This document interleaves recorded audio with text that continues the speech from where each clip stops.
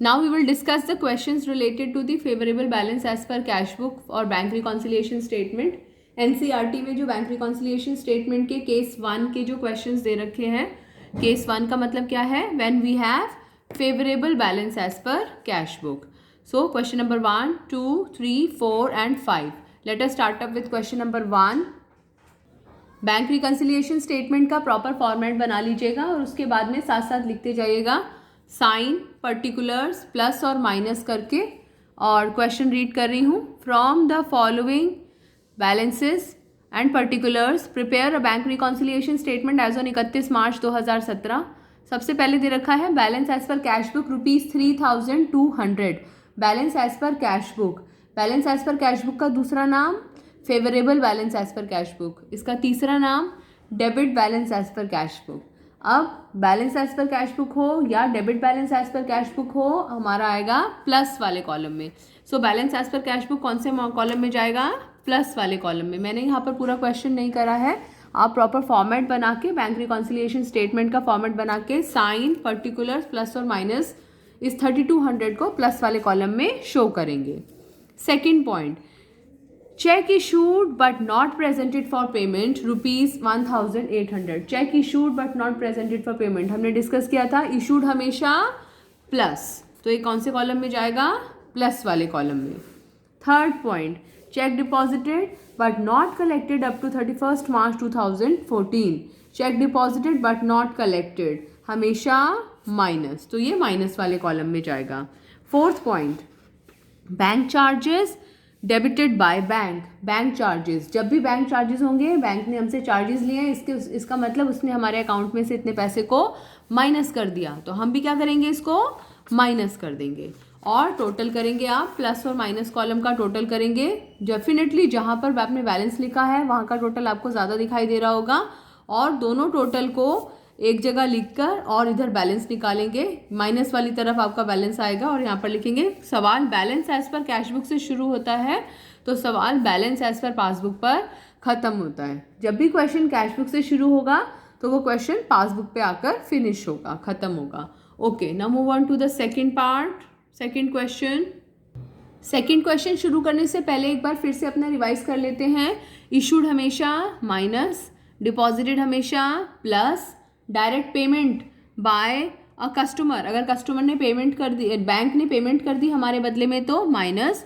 Direct deposit by a customer into the bank, किसी customer ने सीधे आके हमारे खाते में पैसा जमा कर दिया, तो plus. Bank charges minus, interest debited minus, interest credited plus, bill discounted, तो जो डिस्काउंट चार्जेस हैं वो minus, cheque dishonoured minus. Okay, now let us do question number 2.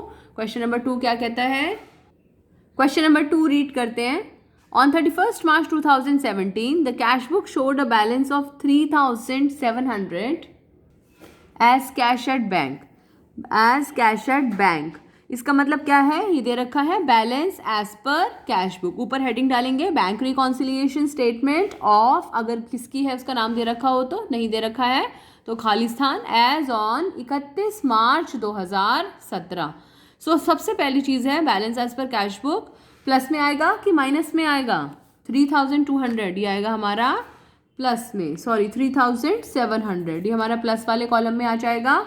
फिर यहाँ पर साइन वाले कॉलम में हम प्लस लगा देंगे. मैंने अभी प्रॉपर बैंक रिकॉन्सिलिएशन स्टेटमेंट का फॉर्मेट नहीं बनाया है, केवल यहाँ पर क्वेश्चन लिखा था आपकी सहूलियत के लिए, तो आप प्रॉपर बैंक रिकॉन्सिलिएशन का फॉर्मेट बना के तब इस क्वेश्चन को सॉल्व करें. So balance as per cash book 3,700. Balance as per cash book का दूसरा नाम favourable balance as per cash book, तीसरा नाम debit balance as per cash book. Okay, now move on to the second point. आगे लिखा हुआ है but the bank passbook made up to the same date showed that checks for ₹700, 300 and 180. 3 cheque हैं, 700 रुपये का, 300 रुपये का, 180 रुपये का. They had not presented for payment. Check issued but not presented for payment. आसानी से पहचान में आ रहा है कौन सी वाली स्टेटमेंट है? Check issued but not presented for payment. तीनों ही चेक्स हैं जो हमने इशू तो किए लेकिन हमने पेमेंट के लिए प्रेजेंट नहीं किए. कब नहीं किए? 31 मार्च तक प्रेजेंट नहीं हुए हैं. तो हमें क्या करना है? तीनों को जोड़ना है और जोड़कर यहाँ पर अमाउंट लिख देना है 1180, क्योंकि इशूड हमेशा प्लस होता है, तो ये प्लस वाले कॉलम में हमने लिख देना है। Third point, cheque deposit also cheques amounting to ₹1200 deposited into the account has not been credited. कौन सी वाली स्टेटमेंट लग रही है ये? Cheque deposited but not credited. तो लिखेंगे यहाँ पर cheque deposited but not credited. Issued हमेशा प्लस होता है और डिपॉजिटेड हमेशा माइनस, तो हम इसको यहाँ माइनस करेंगे और यहाँ माइनस वाले कॉलम में 1200 रुपये लिख देंगे। अब हमें इसको सॉल्व कैसे करना है? दोनों में से जिधर का भी टोटल हमें अधिक लग रहा है, डेफिनेटली 99% ऑफ द टाइम्स जिधर हमारा बैलेंस लिखा होगा उसी तरफ का टोटल हमारा ज़्यादा होगा। तो इसका टोटल हमने किया, ये टोटल आया 4880। यही 4880 हमने यहाँ लिखा, यही 4880 हमने यहाँ लिखा और इस 4880 में से 1200 घटा दिया। तराजू को बराबर करना है, किधर कमी है इधर, तो इधर सामान और रख देते हैं। माइनस करा इसमें से, ये हमारा आ गया 3680, 3680। अगर सवाल balance as per cash book से शुरू होता है तो वो सवाल बैलेंस एज पर पासबुक पर आकर खत्म हो जाता है। How much is the balance as per passbook? 3680। So this completes our question number 2। All right, now move on to question number 3। पहले बता दूं ये फॉर्मेट अधूरा है क्योंकि मैंने सिर्फ क्वेश्चन लिखा था आपकी सहूलियत के लिए। आपने क्या करना है, यहाँ पर हेडिंग डालनी है बैंक रिकॉन्सिलिएशन स्टेटमेंट ऑफ, नाम नहीं दे रखा, Khalistan, as on 31 March 2017। Now move on to question number 3। In question number 3 I have made the proper format. मैंने क्वेश्चन नंबर 3 में पूरा प्रॉपर फॉर्मेट बनाया है। बैंक रिकॉन्सिलिएशन स्टेटमेंट, यहाँ पर डेट नहीं लिखी है क्वेश्चन में, तो एज ऑन लिख के और हमने यहाँ पर खालिस्तान छोड़ दिया है। किसकी बैंक रिकॉन्सिलिएशन स्टेटमेंट है ये भी नहीं लिखा, तो इसके लिए भी हमने खालिस्तान छोड़ दिया है। ऑल राइट, एक एक करके क्वेश्चन वो डिस्कस करते हैं। पहला, cheque deposited in the bank, no the cash book shows a bank balance of 7800। क्या है ये? Balance as per cash book. कहाँ लिखा जाना चाहिए? प्लस में, प्लस वाले कॉलम में अपने आप इसका आंसर लिखेंगे। Number 2, cheque issue. अब ए और बी पार्ट शुरू करते हैं। A part, cheque deposited but not yet credited.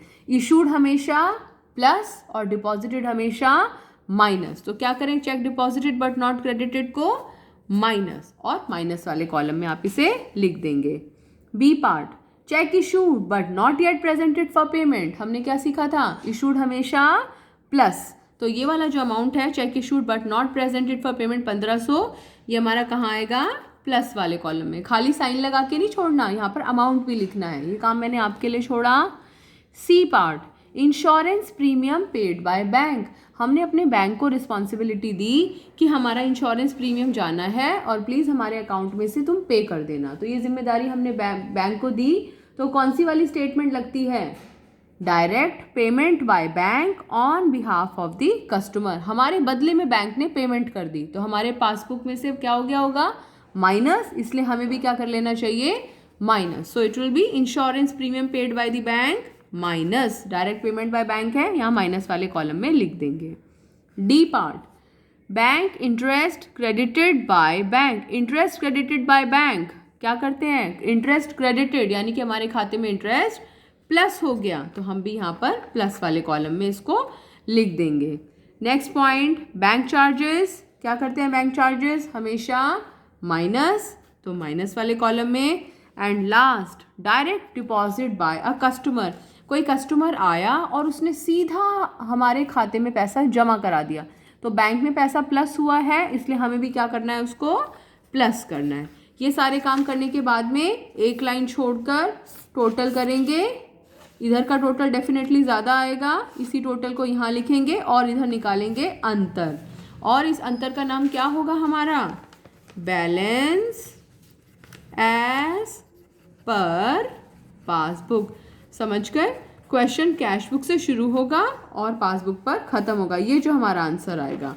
All right, अगली वीडियो में क्वेश्चन नंबर 4 और क्वेश्चन नंबर 5 डिस्कस करते हैं।